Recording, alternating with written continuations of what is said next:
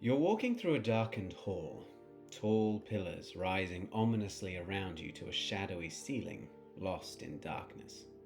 A steady drip echoes through the vast, cold space, the sound sharp and lonely in the oppressive silence. With each step, the hairs on the back of your neck stand on end, and a prickle of unease tells you that unseen eyes may be watching from the shadows. Welcome to the world beneath the surface, to the depths of a mega dungeon. Hello adventurers and creators, and welcome back. In today's journey we'll be delving into one of the most intricate and thrilling aspects of fantasy map making, the mega dungeon. This is not just a map, but the nexus to countless tales and treacherous paths.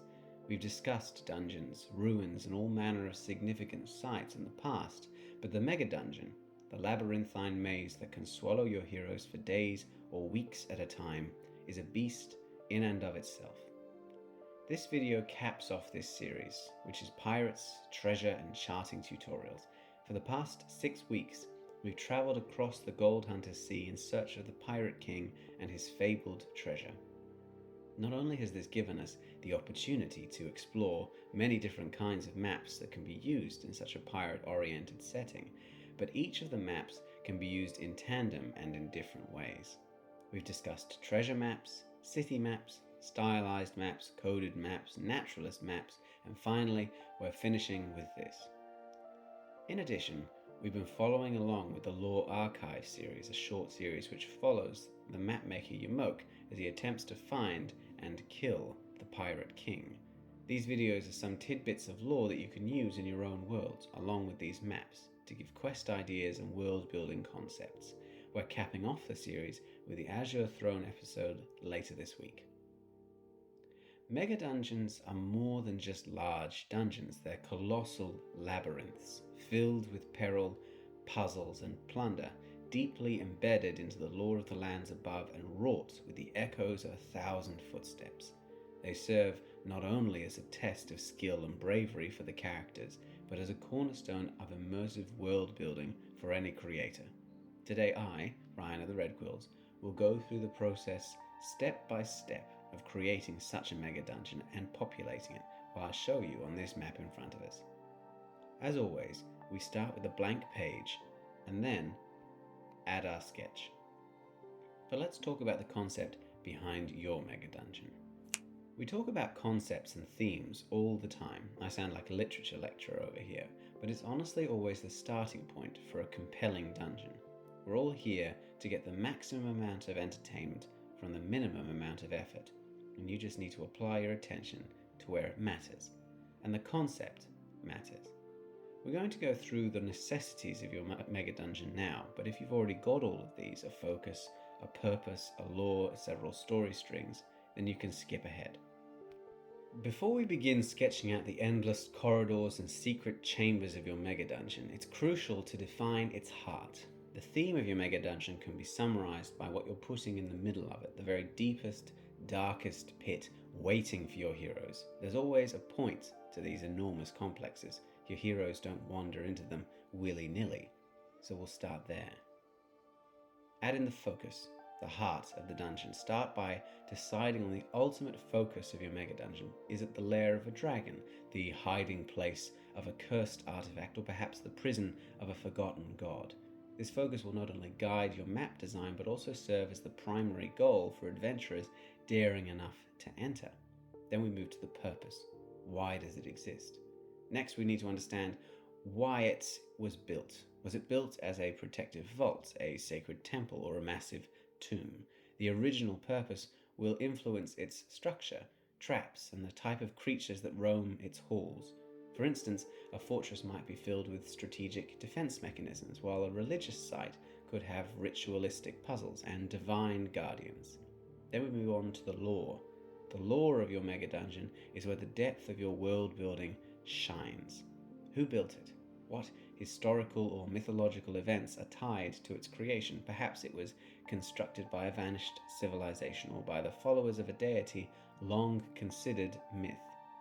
This backstory not only enriches the player's experience, but also provides a broader context that can impact the current world. Now let's talk about weaving main story strings through the physical structure in your mega dungeon. Each hall, room, and secret path can tell parts of its history. For example, the faded murals in a grand hall could depict the rise of its ancient rulers, while scattered documents in a forgotten library may reveal the reasons for its downfall. Think of your dungeon as a living museum where the adventurers learn as they explore. Crafting multiple narrative threads, like the story of a betrayal that led to the fall of the dungeon's creators, or hidden clues about a prophecy that can only be fulfilled by navigating its deepest chambers, creates layers of discovery that keep players engaged and motivated to explore every corner. The way that I tend to do it is something that I've learned from playing video games. I create 3 levels of story and weave them in and out of the dungeon itself. The first is the most obvious, the present threat or the danger, what's lurking in the dungeon and what's it doing. The second is about the players themselves, it's personal. I generally add in a threat that is personalized to them. What's the enemy's plan for them? Why do they want the heroes there? And the third is the lore mystery. Why is this place ruined? What is it hiding? What happened here?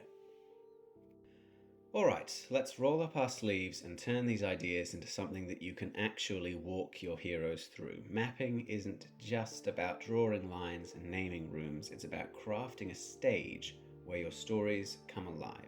So, I've skipped over a large portion of this map, which is of course the sketching stage, because the pencil doesn't show up as well on the camera, but we've got a lot of time while I'm painting out these chambers to talk about what the outline looks like. Begin with the skeleton of your dungeon. You know where your heroes will enter and you know where you want them to end up. That's a good start.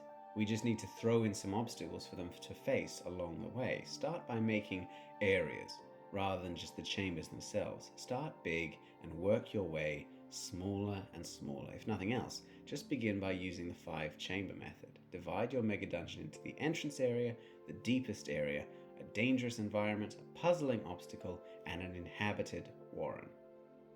Right, let's talk about the 5 chamber method now. I've spoken about it a lot before in previous videos, and I'll cover it again quickly here. This method spices up your dungeon with 5 flavors of encounter. The ambience, which is the music of your dungeon, use it to set the mood, whether it's eerie whispers or the echoing drip of a distant waterfall. This is very important. Don't skip over ambience chambers. This is where your heroes can rest if they need to. Make it somewhere safe, somewhere they can make safe so they can rest and heal in preparation for what's coming up. Because the next type of chamber is a trap, which is the spice. Every good tale needs a twist. And what better twist than a floor that suddenly isn't there? The next is the encounters, the dangers, the environmental dangers. Here be monsters or maybe a creeping mist that ages everything it touches. Keep your heroes guessing and their hearts racing. Then we move on to the puzzles. Throw in a riddle or a complex lock. Make them use their brains before their brawns. And finally, of course, the conflicts, the climax of this area. Who's the big bad or the unexpected ally? This is where the stories peak and the legends are born. And that's the basis of what we'll be using. So let's use it as a tool and make a rule of ruins. I talked about this briefly in my previous video, but the idea is that you should use a fractal rule when creating explorable content. Fractal meaning that it's still detailed and interesting the more that you zoom in. In this case, you can apply the 5 chamber system to a whole dungeon and then keep making it fractal by adding variations. So my rule of ruins is each area has 5 locations, 3 variations, and 1 focus. You've divided your mega dungeon into 5 areas. You want 5 kinds of chambers in each of those areas. To mix things up, you can have 3 variations on that one kind of chamber, 3 puzzles, 3 traps, 3 dead ends in each area. So now you have 15 chambers in each area and a focus chamber, which is a special room with a special encounter. Now using that, I have 5 areas with 16 chambers each. Not including any special rooms that I add, I've made 80 rooms. 80 rooms to explore, and you have an idea of what to put into each of them. Let's take an example of what I'm currently doing. I'm currently working on the old palace, which is the entrance wing, and for this I've chosen it to be an ambience area, part of the dungeon. It does contain the vault door, which is a very powerful puzzle that will need to be solved in-world before you can even enter the palace itself. But I've divided this into 5 wings in that first area: a guard's wing, a pilgrim's ring, an ambassadorial wing, a collapsed wing, and a god's wing. And the idea is that this used to be the full extent of the palace before it was enlarged by later dominars. And then I can break those wings down, those 5 different wings, into 3 different chambers each, or 3 different flavors of chamber each, using the rule above. So I have ambient rooms, puzzle rooms, conflict rooms, environmental danger rooms, dead ends, and the focus itself, which is the Hall of History right in the middle. Then I can use the prompts cross-referenced with the idea of what the rooms will be within the wings to give each of the rooms an idea, a concept behind how they were built and what they contain now, which makes it very, very easy for me to create content that extends throughout the entire wing. Alright, your dungeon's got bones now, time to add some muscle and a bit of mystery. We're diving into the part where your dungeons really start to live and breathe, the complexities of it. These aren't just challenges, they're what will make your hero's journey through the dungeon memorable and engaging. You've labelled chambers as being puzzles or traps or ambience. What does that look like? How can you add more detail? Let's take it step by step. Traps, puzzles, and encounters. A trap isn't just a mechanical annoyance, it's an echo of past craft and cunning. Imagine a corridor lined with statues, each one's eyes a silent, watchful trigger. The moment an unwary adventurer steps into their gaze, the floor gives way, plunging them into a net below if they're lucky, or a pit of spikes if they're not. These traps should guard something invaluable or dangerous, keeping unwelcome guests at bay. Secrets are the whispered legends of your dungeon. Behind a loose stone wall, adventurers might discover a small cache containing the diary of a mad sorcerer, offering clues to navigating other more deadly traps, or revealing the existence of a hidden sanctum filled with arcane knowledge and forbidden spells. These discoveries should feel earned and impactful, rewarding the curious and the brave. They come hand in hand. No one sets up a trap for no reason. They set it up to guard something valuable or precious, which doesn't mean that you have to have valuables at the end of every trap. After all, the object of the trap could have been moved over time, but it's important to remember that the trap should be focused on something. And be imaginative with them. There are all sorts of ideas out there, but think in terms of who made them, how mechanical or natural the traps are, and what they wanted the outcome to be: death or capture. Now, I know the problems with puzzles. I know the complaints about gamers and their inability to work their way through a puzzle that shouldn't be that much of a challenge. But there's something that the memes overlook. The reason that players often struggle is because they don't know how much information they have access to. It's easier in the real world. They know what's real. There's no such thing as a real-life plot hole, and they can draw on all of their knowledge. Players don't have the same luxuries. Be clear about what they know and what they can do before they have to answer. Give them examples of previous encounters. Then you can think of puzzles as mental duels between you, the creator, and your players. One example could be a mural puzzle where players must align ancient frescoes to open a secret doorway. The frescoes could depict a historical event in the dungeon's past, offering lore and context as they solve the puzzle. Or consider a magical lock that only opens when the correct sequence of musical tones is played, tones that can be gleaned from inscriptions scattered throughout the earlier chambers.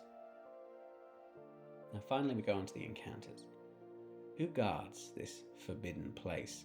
Perhaps a spectral knight who was the last sworn protector of the dungeon's sacred relic. This encounter could involve both combat and moral decision. Maybe the knight offers the chance for parley, asking the adventurers to prove their worthiness. Or envision an encounter with a colony of mischievous sprites that have taken up residence in an ancient magical grove within the dungeon. They might trade information for a shiny trinket or a promise to help free them from a curse. There's always more interesting ways to create enemies within the dungeon that can be dealt with a variety of methods. Some inhabitants could be evil and attack on sight, but others could be negotiated with or actively interested in helping adventurers. As the world builder, ask yourself how else they could solve problems and create clues to that in-world. If they can possibly negotiate with a primitive tribe, then add in some finger paintings on the walls of traders and commerce. Imply intelligence rather than just raw hatred. Now, what I'm creating in my map is a tomb. Death and decay lurk around every corner, and though there are encounters within the chambers, none of them are living. It's a hopeless, lifeless place. Instead, I have the undead that wander the upper halls, the golem guards created thousands of years ago to watch over their people, the magical artifacts that have gained animation as their spells unravel. But your mega dungeon can be filled with life. Think of it not just as a collection of traps and treasures, but as a wild, untamed world teeming with creatures and plants. It's an entire realm where every shadow or light, every damp stone or dry corner might house a being with its own story. Imagine the winding passages and vast chambers of your dungeon as countries in their own right, each with its own ecosystem. What lurks in those shadowy corners? Maybe your giant spiders weave their webs in the upper domes, catching lesser creatures and perhaps an unwary adventurer or two for dinner. Each creature in your dungeon is a character, from the lonely rat to the regal dragon. Think about what role they play. Are they merely obstacles, or do they have their own goals and needs? Perhaps the goblins are more than just fodder. They're clever trap makers protecting a sacred shrine. You don't necessarily need to give each creature its own story as you plan out the dungeon, though a sentence or two for the more significant ones will be needed. But even some context to the kinds of creature that you encounter. A single kobold may not have a story, but the kobold tribe may be engrossed in a generations-old feud with the spiders on the upper floors. And on that, let's weave a tapestry of life. How do the creatures interact with each other? Maybe there's a fragile alliance between the cave-dwelling gnomes who fortify dungeon passages and the glowing fungi that illuminates their work, creating a symbiotic relationship that adventurers can exploit or disrupt. All life needs food and water. Where do they get it from? What are the bottom feeders? And what is at the peak of the food chain? We've built the skeleton, we've fleshed out the muscles, and now it's time to dress up our mega dungeon with those captivating final touches that make it truly alive. These aren't just decorations, they're the nuances that breathe life into the stone and the shadow of our dungeon's halls. Think of your dungeon not just as a series of rooms, but as a canvas where light and shadow tell stories.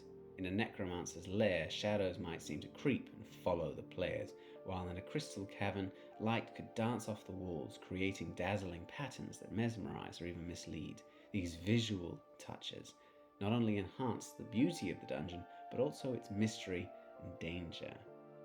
And then, don't just show, make your players feel. The drip of the water, echoing through a cavern, can be as foreboding as the roar of a monster. Describe how the air grows colder as they delve deeper, the soft rustle of something unseen moving in the darkness, or the sudden silence that falls when all creatures instinctively hide. Sensory details like these can turn a simple exploration into a spine-chilling adventure. And then you can scatter secrets throughout your dungeon that the players can uncover through interaction.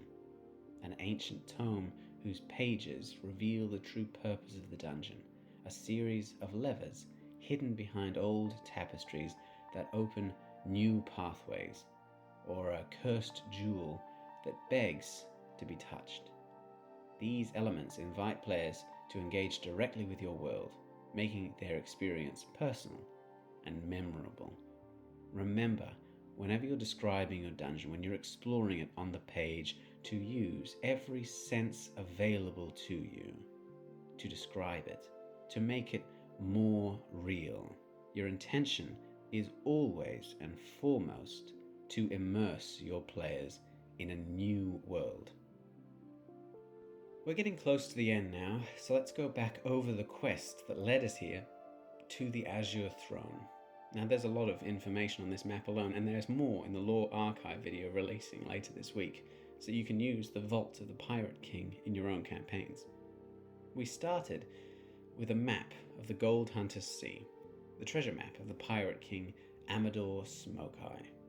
With the account written on the back by the explorer Yamoke, we followed the map to the Isle of Dreams, stopping along the way at the City of Ships, and found the door to Amador's vault. Within it lies his treasure, the gathered hoard of 1,000 sunken ships. But to get inside, we needed to solve the riddle of the puzzle map that Yamoke made to smuggle the knowledge out from under the Pirate King, and we needed to collect the key for the door from the ruins of Fern-Nabolg. Then we returned. Using the key and the password, Mapmaker, we opened the door. Beyond it lies the vast maze of the Azure Throne, once the capital of the ancient Golidi Dominion. Within, at the very bottom, waits the Pirate King himself. Amador has set his old crew as guards in the upper halls. Now, their corpses will attack viciously any intruder they come across. What's more, the Golidi left their own security. The Dominar's halls are guarded by their golems, and their tombs by the servants they killed when the Dominars were buried. If you manage to get to the bottom, to the treasure and the king, you get to find out the truth. But more on that in the final episode of this series of the Lore Archive. Check it out. And that brings us to the end of our journey through the depths of the Mega Dungeon. We've sketched its vast halls, set deadly traps, populated it with creatures both mythical and mundane, and we've wrapped it all in layers of mysteries and secrets. Much like the maps we've tackled before, this dungeon is designed not just to challenge, but to tell a story, a dark and intricate tale woven into each stone and shadow. I've poured extensive effort into ensuring that each element of this dungeon enriches the narrative and enhances the immersion, and I'm eager to see how all of you use these ideas in your own worlds. Later this week, keep an eye out for the Lore Archive episode in the Azure Throne, where we'll explore the backstory of our Mega Dungeon's most fearsome inhabitants. If you enjoyed this deep dive and you found it useful, don't forget to leave your thoughts in the comments below. I'm here to discuss, answer your queries, or even take suggestions for future creations. Also, for those who love seeing the process in action, check out the shorts on my channel for high-speed time-lapses of today's mapping session. Next week, we'll be starting our next series, which is about mapping and exploring different biomes within your fantasy worlds, using a series of maps as the starting point. Keep your eyes open, hit that subscribe button, and tune in next week. A huge thanks to everyone supporting the Red Quills. If you're keen to see more and help out, consider a commission or a donation for new gear. I'm eyeing a new tablet to bring even more details to our next map. Every bit of support helps us keep the adventuring together. Safe travels in your journeys, and I'll see you on the next map.